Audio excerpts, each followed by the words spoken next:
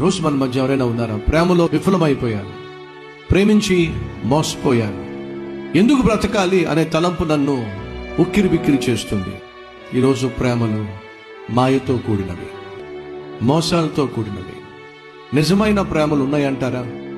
శరీర ఇచ్ఛలు నెరవేర్చుకోకుండా శరీరాన్ని పవిత్రంగా కాపాడుకుంటూ పరిశుద్ధంగా జీవిస్తూ ప్రేమించేటటువంటి ప్రేమ పక్షులను మీరు ఎప్పుడైనా చూసారా?